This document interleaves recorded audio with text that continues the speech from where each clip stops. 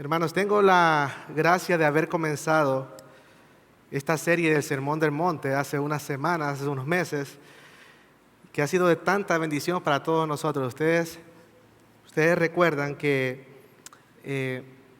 comenzamos con las bienaventuranzas y pues ahora tengo la gracia también de acabar esta serie con las palabras conclusivas de Jesús a su sermón. Así que vamos a leer en Mateo capítulo 7, versículo 13. Vamos a leer toda la sección conclusiva de Jesús hasta el versículo 29.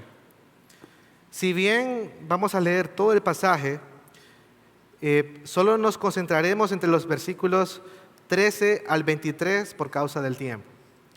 En cuanto a la parte donde se habla de los dos cimientos, nuestro hermano Randy hace unos meses atrás, si ustedes recuerdan, predicó ese pasaje antes de comenzar esta serie, así que para mayor referencia a ese pasaje también pueden consultarlo en la prédica que está en YouTube. Así que vamos a leer el pasaje en Mateo capítulo 7, versículo 13, y luego vamos a orar. Entren por la puerta estrecha, porque ancha es la puerta y amplia es la senda que lleva a la perdición, y muchos son los que entran por ella. Pero estrecha es la puerta y angosta la senda que lleva a la vida, y pocos son los que la hallan.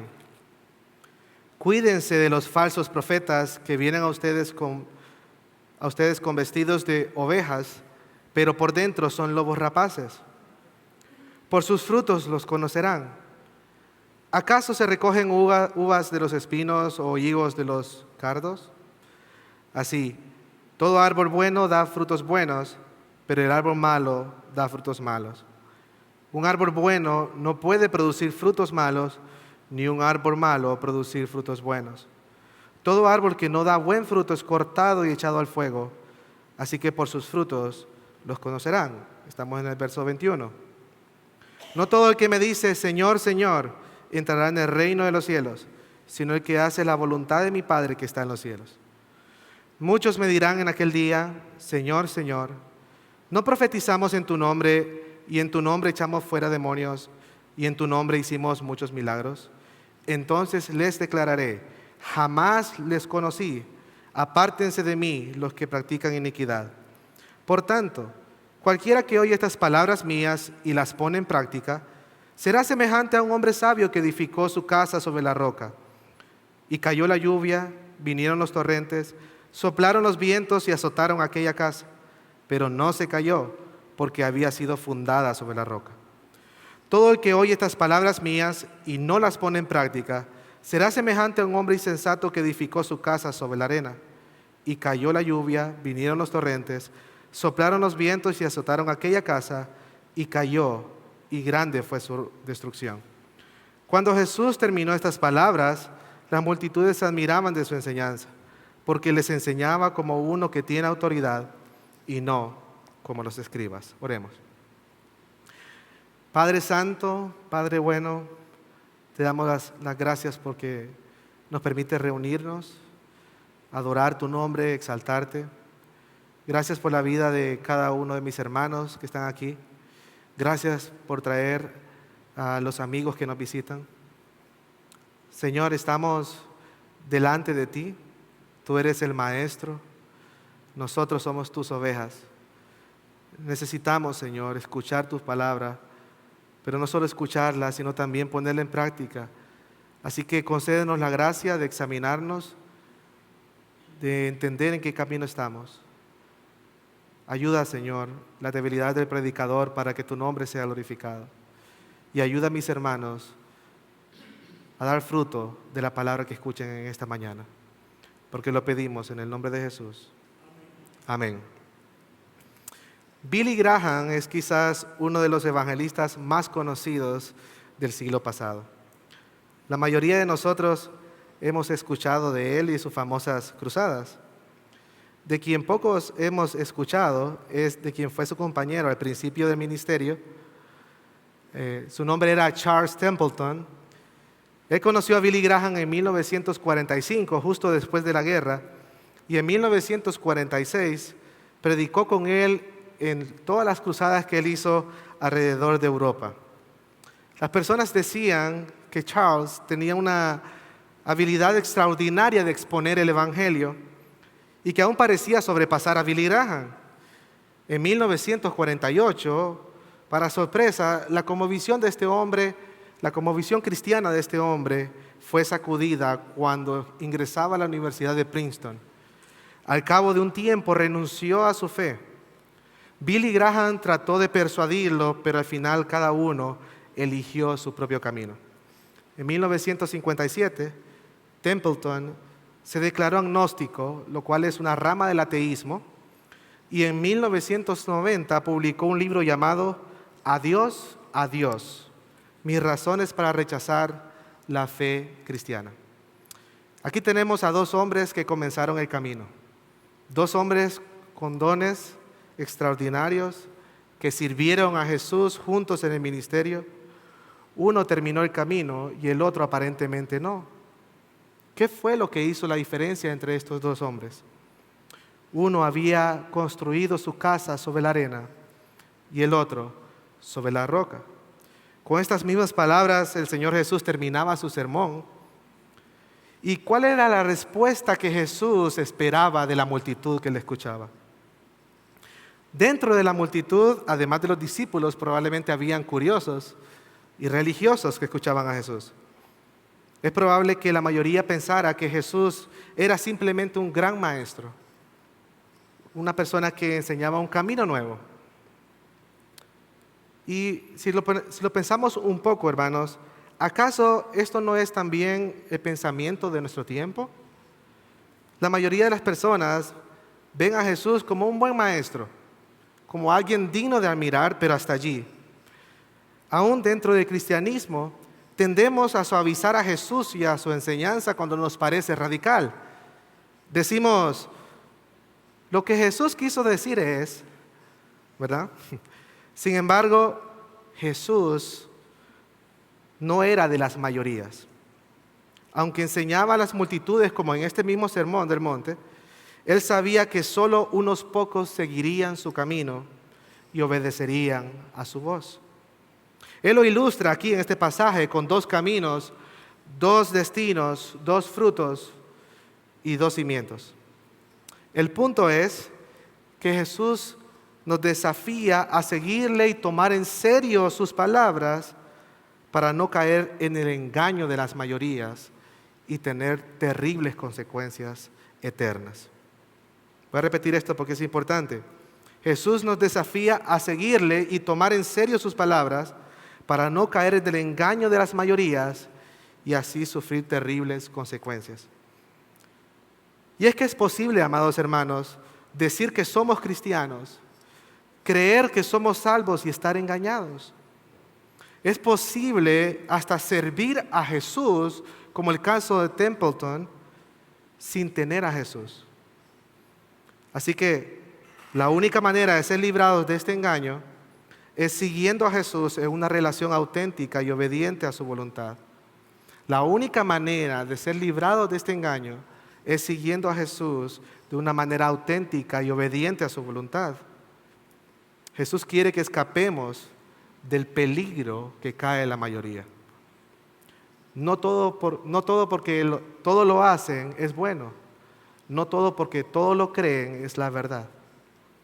Así que, ¿cómo escapamos de este peligro? Del peligro en el que cae la mayoría. Bueno, lo vamos a ver en este pasaje en tres partes. En los versículos 13 al 14 vamos a ver que escapamos del peligro del engaño siguiendo el camino estrecho de Jesús. En la segunda parte, en los versículos 15 al 20, veremos que escapamos del peligro del engaño distinguiendo la voz de Jesús de las falsas voces. Y en la tercera parte, versículos 21 al 23, veremos que escapamos del peligro del engaño teniendo una relación auténtica y fructífera con Jesús. Así que veamos la primera parte, escapamos del peligro del engaño siguiendo el camino estrecho de Jesús. Leamos nuevamente los versos 13 al 14.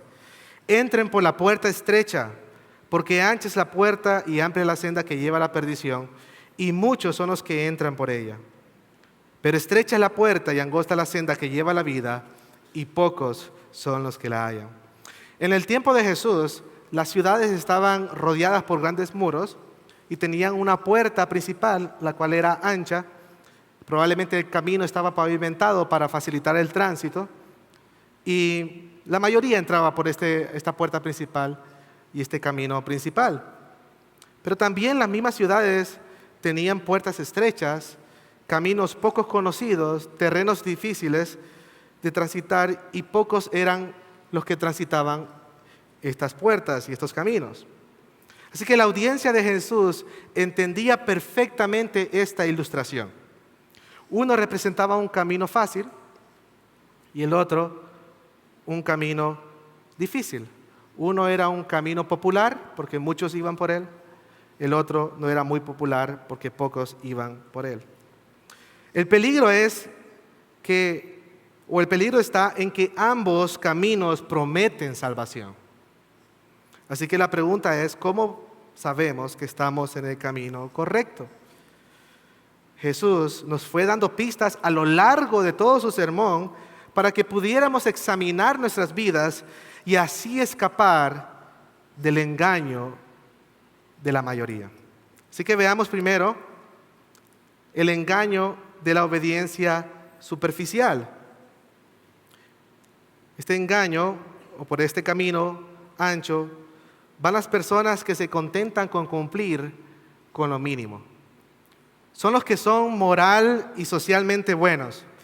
Dicen, yo no mato, yo no robo, yo no adultero, yo no le hago daño a nadie, soy una buena persona. Y si usted le pregunta, si tú mueres hoy, ¿a dónde irías?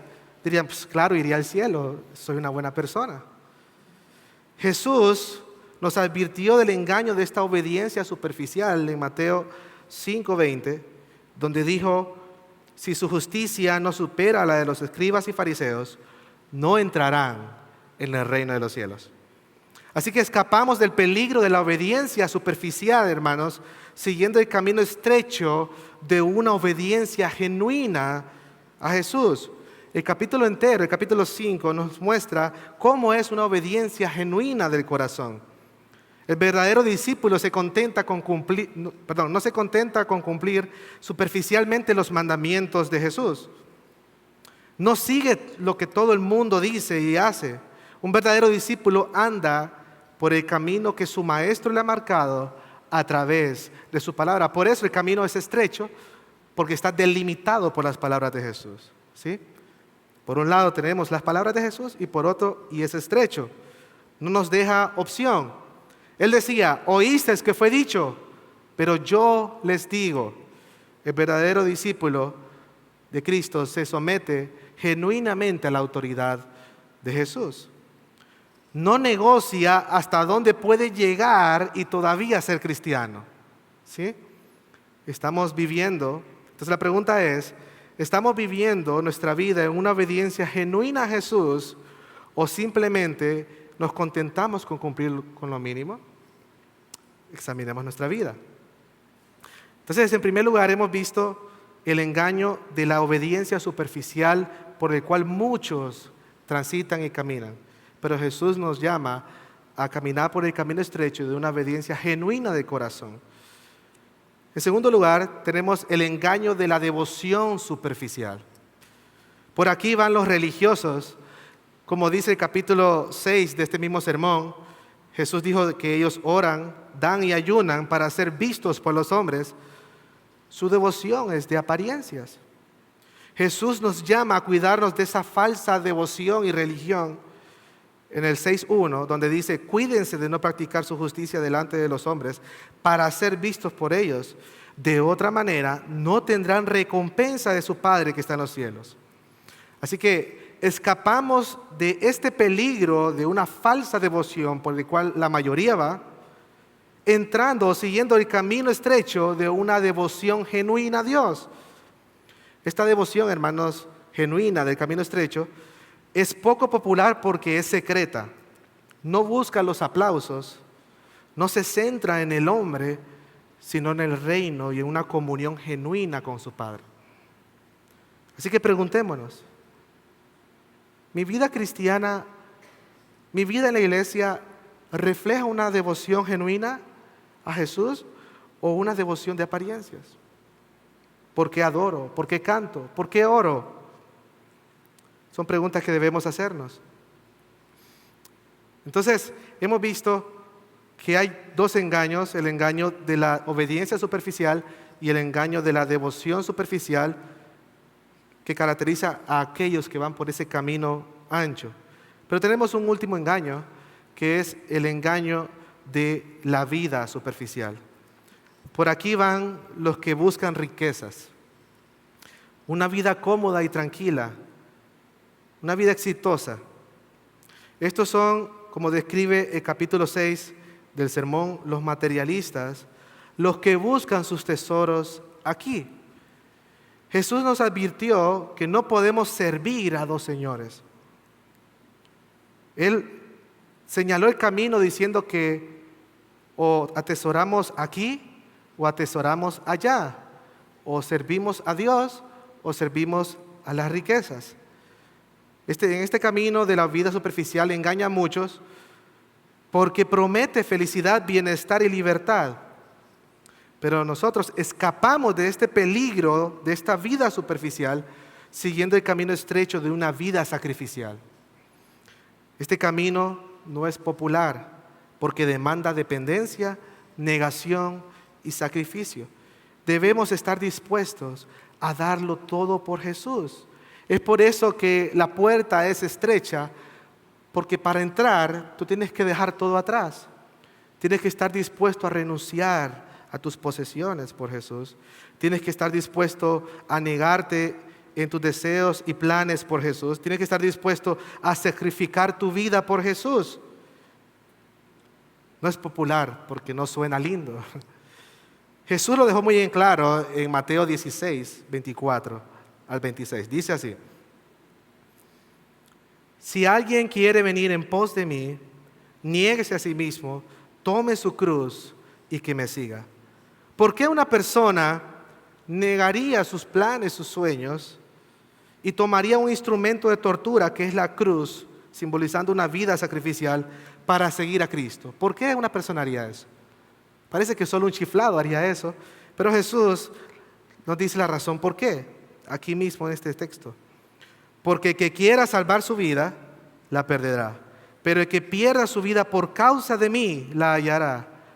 Pues, ¿qué provecho obtendrá un hombre si gana el mundo entero, pero pierde su alma? ¿Entendió? La vida superficial te promete el mundo entero.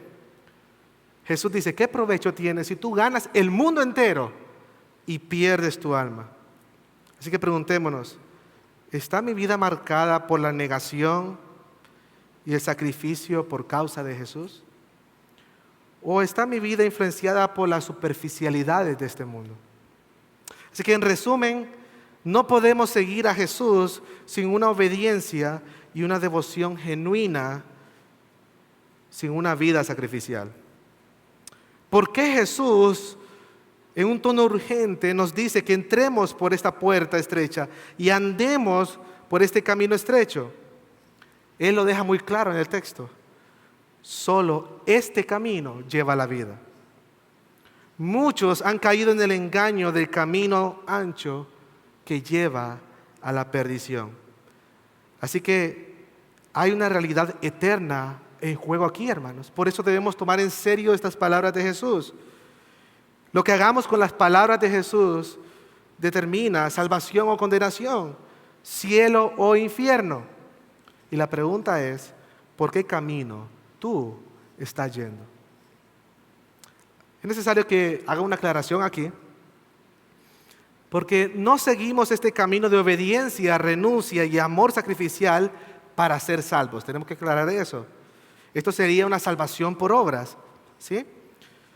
Seguimos este camino de obediencia, renuncia y amor sacrificial, este camino estrecho, porque ya somos salvos. Note lo que dice Jesús: entra por la puerta primero. Y este orden es importante: entrar por la puerta primero y luego seguir por el camino estrecho, porque entrar por la puerta es la invitación por gracia de Jesús a entrar a la vida. Jesús mismo es la puerta.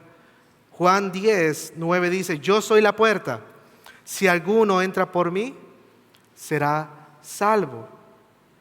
Esta puerta es estrecha, hermanos, porque está limitada solo a la persona de Jesús.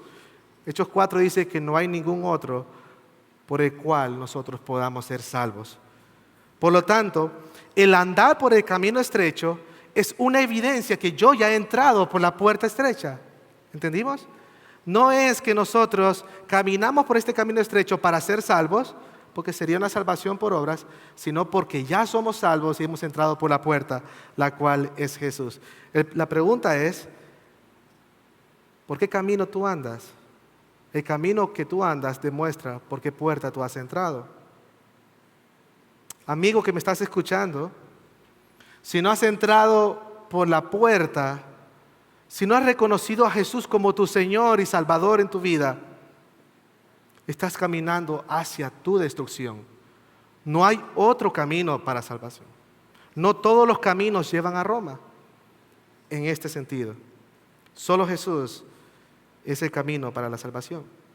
No te dejes engañar por lo que promete felicidad, comodidad y bienestar. Esto terminará siendo tu perdición. Y para nosotros, amados hermanos, ¿estamos caminando nosotros por este camino? Sí, decimos que somos cristianos y está bien, pero la pregunta es, ¿por qué camino realmente tú estás caminando? Haciéndolo más específico, ¿es mi matrimonio, mi trabajo y mi vida un reflejo de una obediencia genuina a Jesús? ¿Es mi servicio en la iglesia un reflejo de una devoción genuina a Jesús? ¿Son mis finanzas y mi vida social un reflejo de una vida de negación y sacrificio o una vida superficial? Examinémonos, ya que es posible creer que vamos por el camino correcto y estar engañados, como veremos ahora. Así que en primer lugar hemos visto que escapamos del peligro del engaño siguiendo el camino estrecho de Jesús.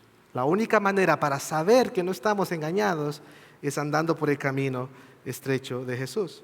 Pero en segundo lugar, escapamos del peligro del engaño siguiendo la voz de Jesús. Y aquí llegamos a la sección más grande, a la segunda parte de este pasaje. Una vez comenzado el camino estrecho, el discípulo de Cristo enfrentaría peligros que buscarían sacarlo del camino prontamente. Uno de los peligros más grandes son los falsos profetas. Note lo que dice Jesús, versículo 15. Cuídense de los falsos profetas que vienen a ustedes con vestidos de ovejas, pero por dentro son lobos rapaces. Primero es necesario que entendamos qué es un falso profeta. La principal labor, hermanos, de los profetas en el Antiguo Testamento no era decir el futuro, como dice Ferguson, sino el hablar la palabra de Dios de parte de Dios al pueblo. Por lo tanto, un falso profeta es uno que falsifica la palabra de Dios. ¿Sí? Un falso profeta es uno que falsifica la palabra de Dios. Ahora, no es fácil detectar a los falsos profetas, ya que al estar vestidos como ovejas, lucen como que pertenecieran al pueblo de Dios. Siempre pensamos que los falsos profetas están fuera de nosotros, pero no es así. Este es el peligro. Este es el peligro que Jesús nos está advirtiendo. Salen de nosotros. Entonces, ¿cómo reconocemos a los falsos profetas? Jesús lo dice claro aquí en el texto. Por sus frutos los conoceréis. Y da esa ilustración del árbol bueno y el árbol malo. Ustedes nunca han visto que una mata de mango de aguacates. De la misma manera, Jesús dice, por sus frutos ustedes van a conocer de qué tipo de árbol son. Sus frutos, hermanos, se refiere a todo lo que esta persona muestra exteriormente. Su actitud, su enseñanza y su vida. ¿Sí? Su actitud, su enseñanza y su vida. Entonces, hay tres formas de identificar a los falsos profetas. La primera es que el falso profeta es identificado por su actitud hacia el pueblo de Dios. El texto dice y los describe como lobos feroces. Su verdadera naturaleza es devorar al rebaño. Ellos no apacientan ni dan su vida por las ovejas, en contraste al buen pastor del capítulo 10 de Juan, que da su vida por las ovejas. Ellos no hacen eso. En lugar de eso, ellos usan a las ovejas para su propio interés.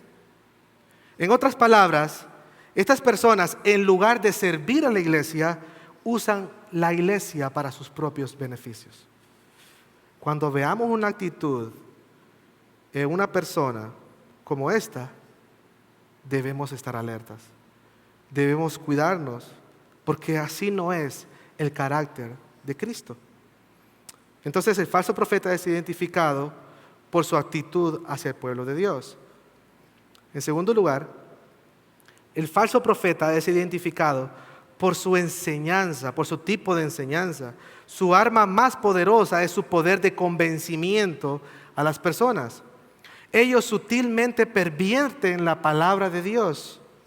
Segunda de Pedro, capítulo 2, versículo 1, hablando en el contexto de los falsos profetas y falsos maestros, dice que ellos encubiertamente introducirán herejías destructoras. No es que ellos van a venir a hablar y decir cosas que son fáciles de detectar. La manera de engañar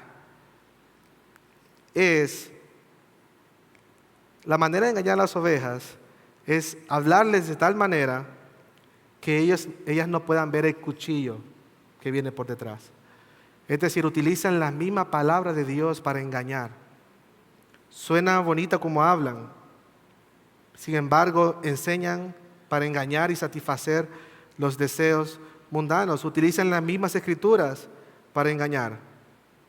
Esta es una enseñanza muy parecida a la del camino ancho, porque estas personas llevan a los demás a pervertirse en sus deseos mundanos y carnales, a complacer sus deseos carnales y mundanos. En un sentido, Judas, capítulo 1, versículo 4, dice que convierten la gracia de Dios en libertinaje. Ellos convierten la gracia de Dios en libertinaje. Entonces, cuando escuchemos este tipo de enseñanza que no corresponde a las enseñanzas de Cristo, debemos estar alerta, ¿sí? Cuando veamos esta actitud de un lobo, debemos estar alertos. Y cuando escuchemos este tipo de enseñanzas de un lobo, debemos estar alerta. Pero en tercer lugar, el falso profeta es identificado por cómo vive.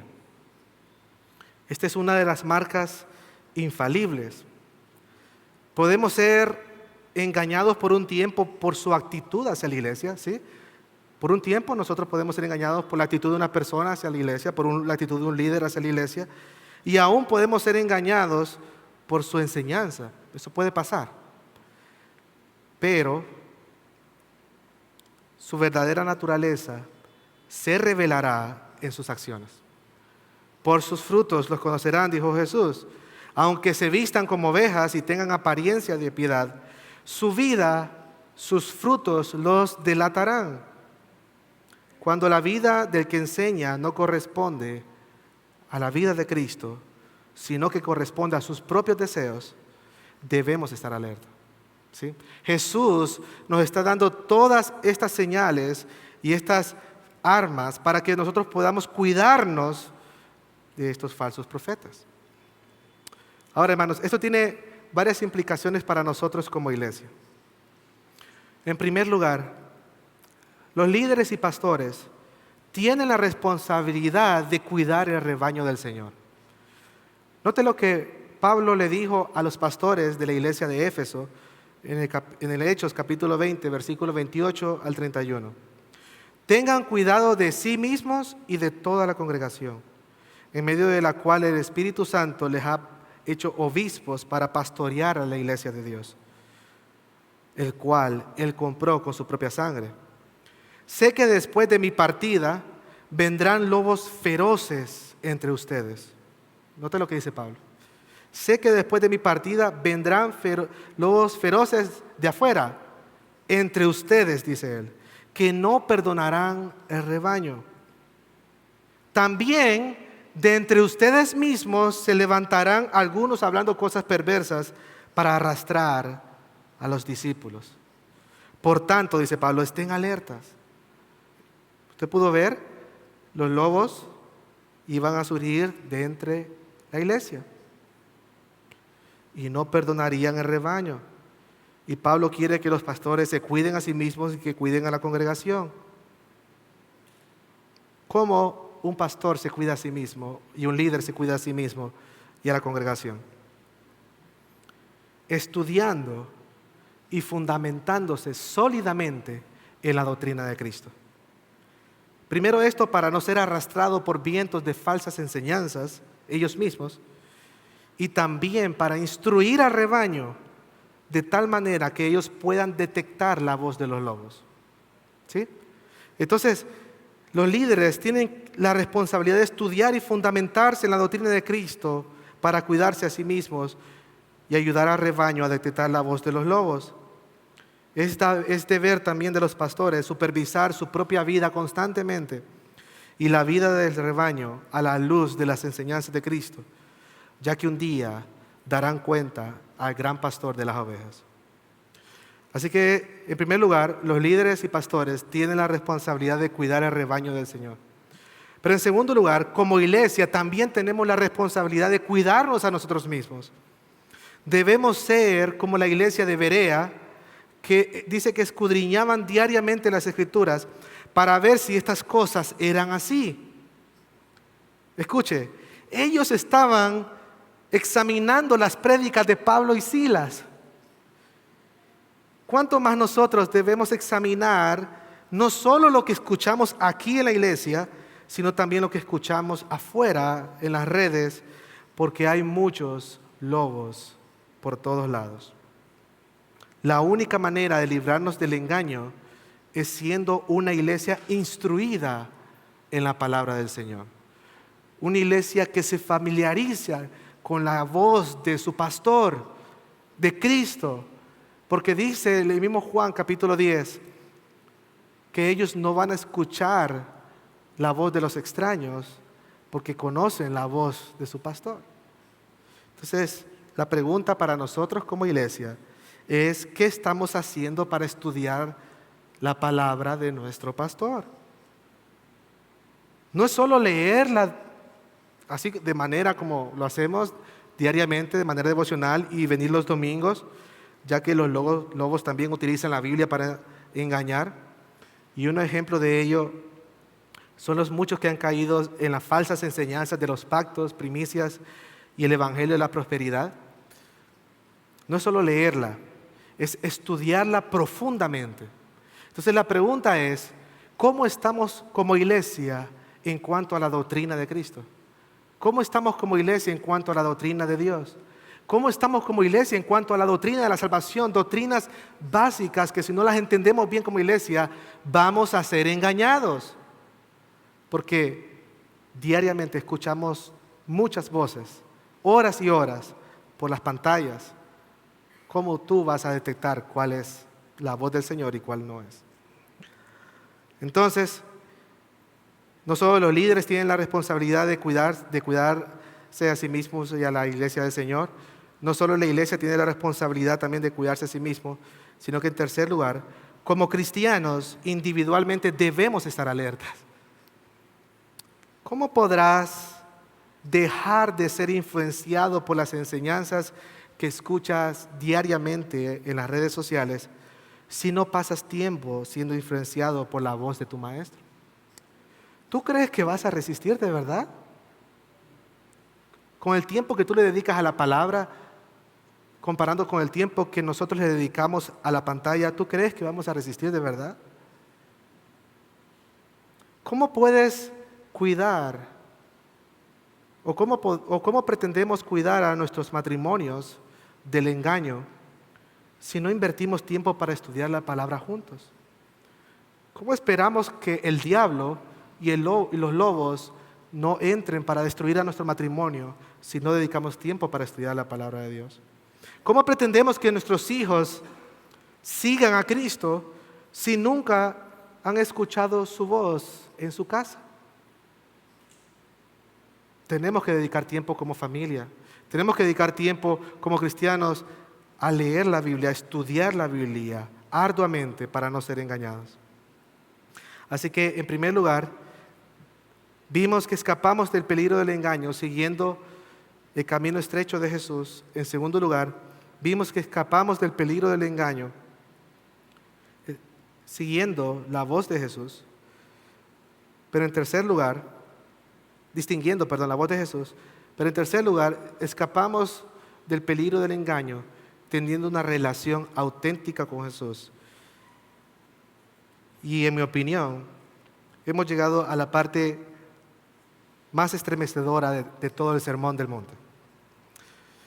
Jesús no solo quiere que nos cuidemos de los falsos profetas, sino también de la falsa fe, del falso cristianismo, de la falsa seguridad. Note lo que dicen los versos 21 al 22. No todo el que me dice Señor, Señor, entrará en el reino de los cielos, sino el que hace la voluntad de mi Padre que está en los cielos. Muchos me dirán en aquel día, Señor, Señor, ¿no profetizamos en tu nombre? Y en tu nombre echamos fuera demonios, y en tu nombre hicimos muchos milagros. Probablemente los muchos que le llaman Señor, Señor, habían sido engañados por los falsos profetas. Ellos pensaban que iban por el camino correcto. Note lo que dicen, ¿no profetizamos en tu nombre? Y en tu nombre echábamos fuera demonios, y en tu nombre hicimos milagros. 3 veces ellos hablan de en tu nombre porque ellos pensaban que estaban sirviendo al Señor. Pero para su sorpresa, el Señor les rechaza. En el versículo 23 les dice, entonces les declararé, jamás los conocí. Apártense de mí los que practican iniquidad. ¿Por qué el Señor los rechaza? Yo creo que hay 3 razones por las cuales el Señor los rechaza. En primer lugar, porque ellos pusieron el éxito antes que la obediencia. ¿Sí? Ellos pensaban que por su éxito en el ministerio se les daría una entrada amplia en el reino de los cielos. Pero Jesús dice, solo los que hacen la voluntad de mi Padre entrarán en el reino de los cielos. Y aquí hay una nota o un paréntesis muy importante, hermanos. El éxito en nuestro ministerio no es señal que realmente tengamos una relación auténtica con Jesús. Hemos visto muchos casos de muchas personas que fueron exitosos en su ministerio, pero al fin y al cabo las personas se enteraron que no estaban caminando con Jesús. El éxito de nuestro ministerio no es señal que realmente tengamos una relación auténtica con Jesús. Una relación auténtica con Jesús siempre producirá una obediencia auténtica. Así que Él lo rechaza porque pusieron el éxito antes que la obediencia. Pero en segundo lugar, Él lo rechaza porque ellos sustituyeron la gracia salvadora por los dones. Es posible, hermanos, ejercitar dones espirituales, profecía, milagros, así como ellos mismos dicen, y hasta sacar demonios, y aún no poseer la gracia salvadora que produce fruto. ¿Escuchó eso?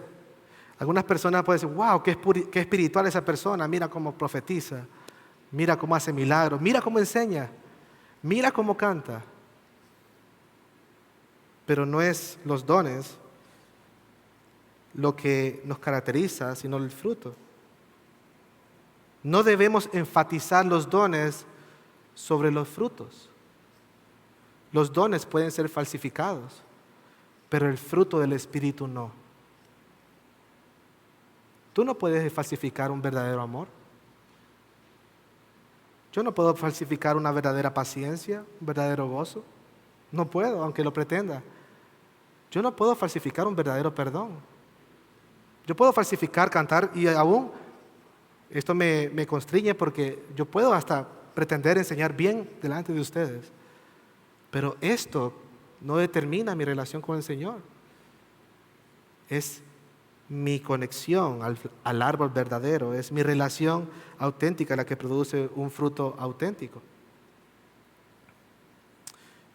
En tercer lugar, el Señor los rechaza porque finalmente ellos no tenían una relación íntima con el Señor. Note lo que dice: jamás los conocí. Apártense de mí los que practican iniquidad. Esta es, en mi opinión, una de las declaraciones más terroríficas de Jesús en todos los evangelios. No importa cuán enfáticamente tú digas ser cristiano y vengas cada domingo y digas Señor, Señor, mientras adoras, si no tienes una relación auténtica y fructífera con Cristo. Jesús dice que si no das fruto en esa relación con Él, serás cortado y echado en el fuego. Así que el asunto aquí no es que digas que conoces al Señor, sino que el asunto aquí, amado hermano, es si el Señor te conoce a ti. Él dice, jamás los conocí. Así que en resumen de esta gran sección, nos cuidamos de los falsos profetas estudiando las palabras de Cristo.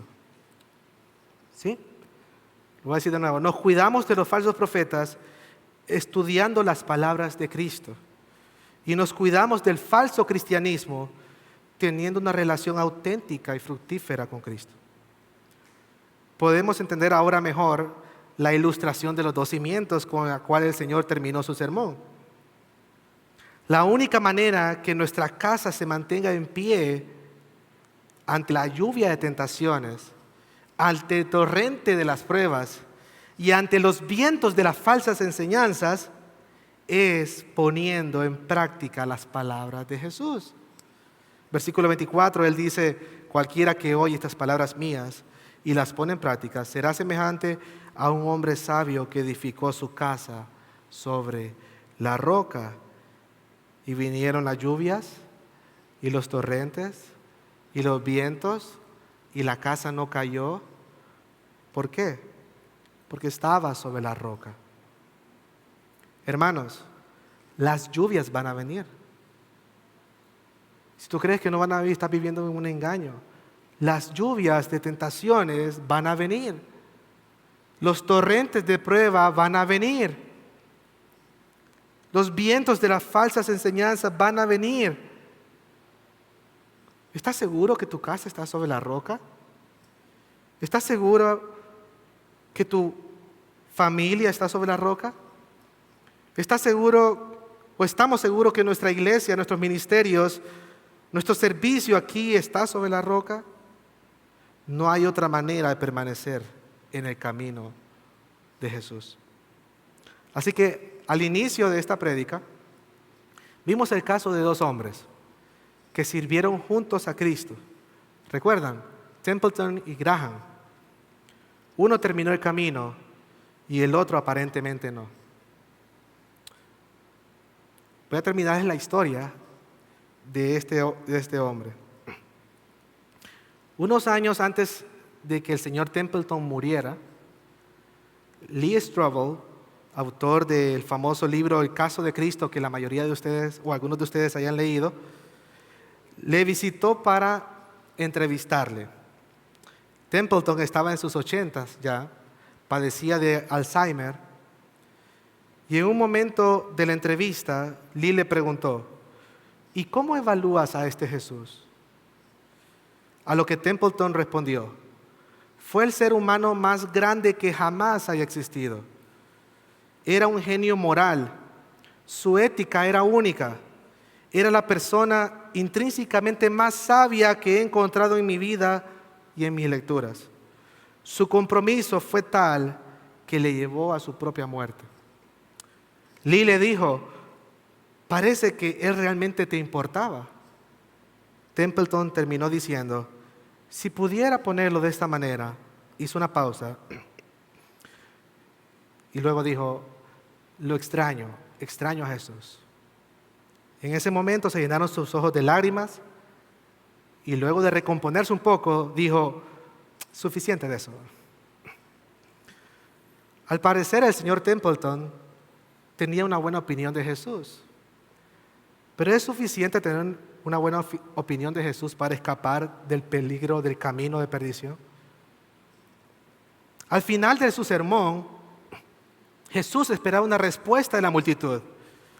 Y dice que la respuesta de la multitud, en el versículo 29, fue que se asombraron por su enseñanza.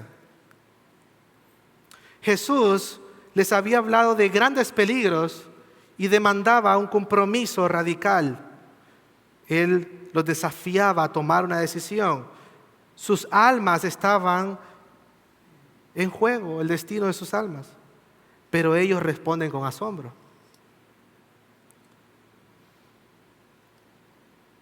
Hermanos, el asombro no es suficiente para escapar del peligro. Tú puedes tener una buena opinión de Jesús, pero eso no es suficiente para escapar del peligro. Para escapar del peligro del engaño, debes esforzarte por seguir a Jesús en el camino estrecho.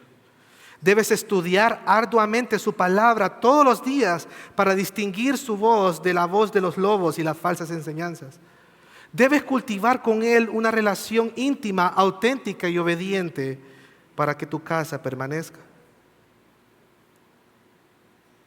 Quiero terminar con esto, imaginándonos una escena. Imagínate que tú estás parado en la audiencia de Jesús cuando Él está terminando su sermón, el sermón del monte. Tú estás ahí, en el monte con Jesús. Acabas de escuchar a Jesús hablando de las demandas de su reino y las realidades de su reino. Y tú estás en la audiencia. Él te ve y te pregunta, ¿qué vas a hacer conmigo y mis palabras? ¿Qué responderás? ¿Qué respondería usted, hermano? Porque lo que hagamos con sus palabras determinará hacia dónde vamos. Jesús nos desafía hoy a tomar una decisión. O estamos con Él o en su contra. No podemos seguir a Jesús a medias. ¿Serás de los pocos que le siguen radicalmente o de los muchos que caen en el engaño? Oremos. Señor,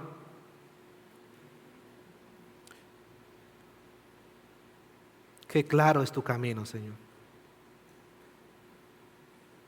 Qué desafiante es tu palabra para nosotros. Oh Señor, líbranos del engaño de creer que estamos en un camino correcto si no lo estamos. Señor, estamos en un peligro latente. Diariamente escuchamos voces e influencias de falsas enseñanzas. Señor, no quiero engañarme, quiero tener una relación auténtica contigo.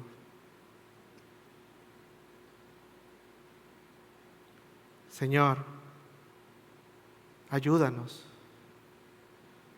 No podemos seguir en este camino sin ti. Necesitamos de tu gracia para andar en este camino. Necesitamos, Señor, de tu gracia para tomar en serio tus palabras. Ayúdanos, Señor.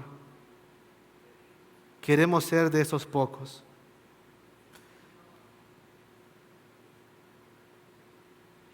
¿Por qué deberíamos seguirte en este camino de demandas, renuncia y sacrificio? Porque tú mismo eres digno de ser seguido. Porque tú eres el tesoro. Tú eres suficiente para nosotros, Señor.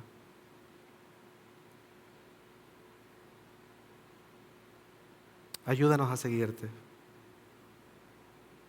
Ayúdanos a amarte. Ayúdanos a crecer como iglesia. Porque te lo pedimos en el nombre de Jesús. Amén.